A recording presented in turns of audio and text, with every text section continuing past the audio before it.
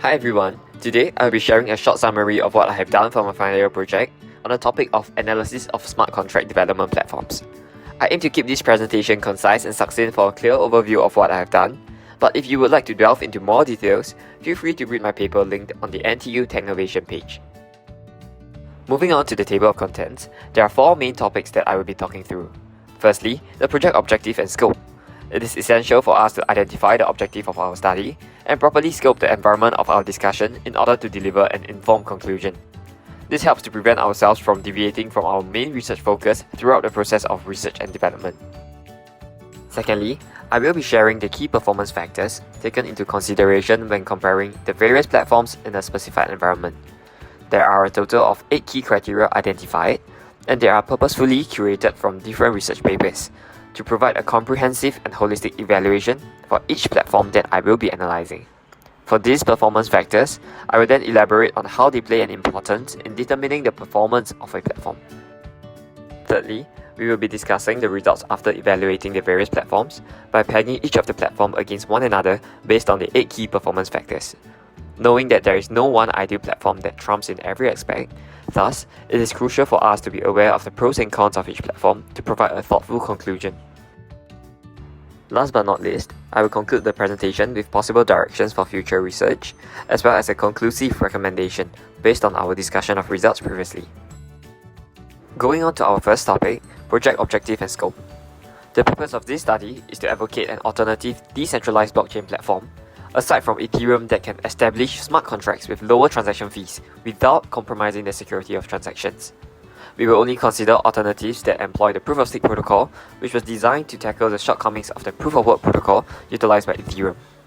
To achieve a more in-depth assessment, we will also limit our considerations to the 3 most popular proof-of-stake blockchains, namely Polkadot, Cosmos, and Cardano.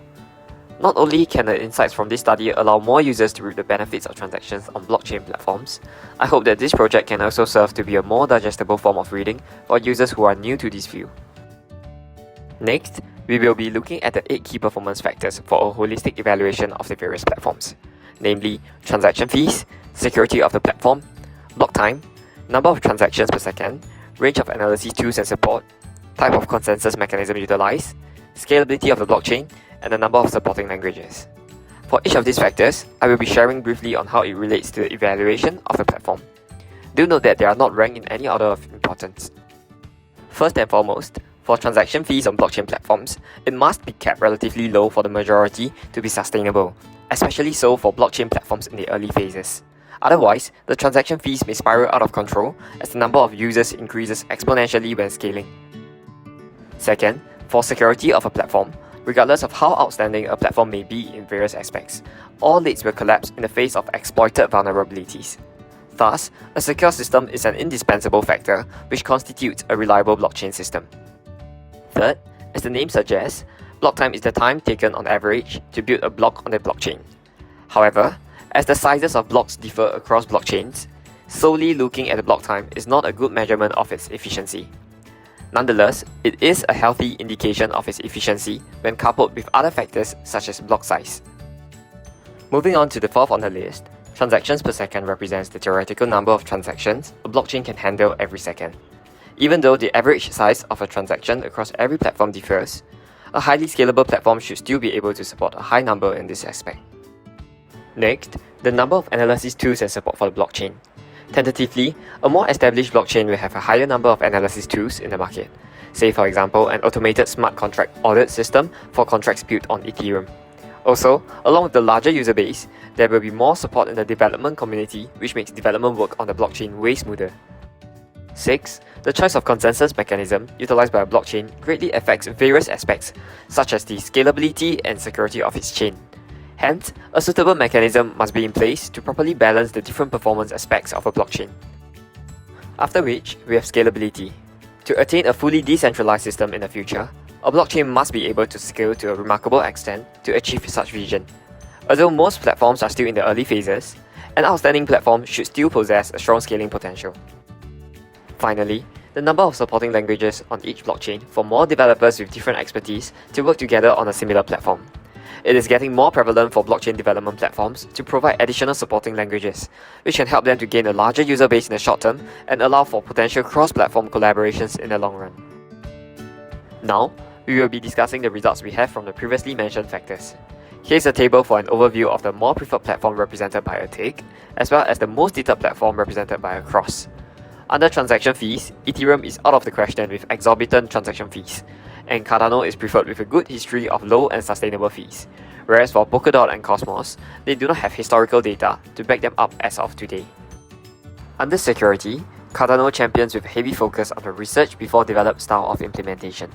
For Polkadot, even though the concept of shared security between the relay chain and the parachains is extremely efficient and reliable in theory, there were still instances of its network being hacked into, causing hundreds of millions of assets to be drained, thus heavily dampening users' confidence.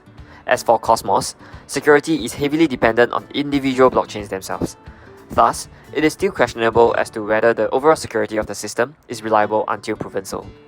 Among them, Ethereum tails the other three in terms of security due to the inherent vulnerabilities identified within several studies. For block time, Cosmos has the shortest block time of 1 second among the platforms. Similarly, Cosmos also has the highest capacity for the number of transactions per second at a rate of up to 10,000 transactions per second. Whereas under Analysis 2 and Support, Ethereum leads the other three, largely due to its long establishment. For scalability, Ethereum is out due to its utilization of Proof-of-Work protocol. Also, even though Cosmos uses a Proof-of-Stake protocol, its strong potential for scalability is debatable until further development has been done on the issue of varying trust communication between blockchains. Thus, this leaves us with Cardano and Polkadot under this factor.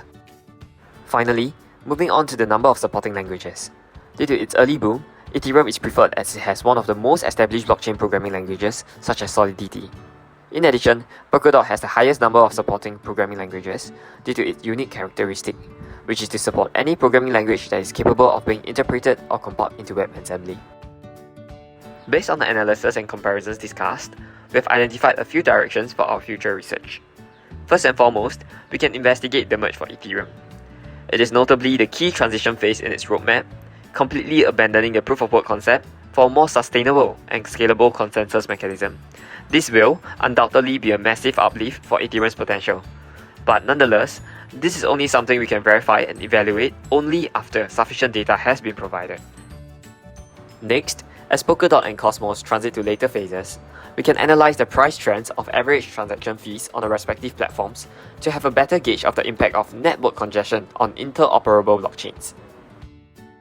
Thirdly, we must defer the re-evaluation of Polkadot's system security. With the recent exploitation of the Polkadot DeFi Aquila network, the theoretical impenetrability of the network is highly questionable. It requires time to re-establish user confidence and perhaps more penetration testing to assess the resistance of the system security.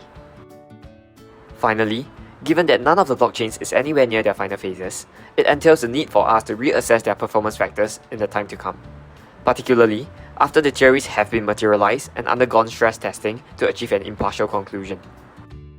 Under recommendation, Cardano is our preferred choice mainly due to three main factors: secure, reliable, and scalable. It paints the best overall picture for a smart contract development platform based on our analysis. We have come to the end of my presentation. Thank you for your attention. For more details, you can view my paper at the link below.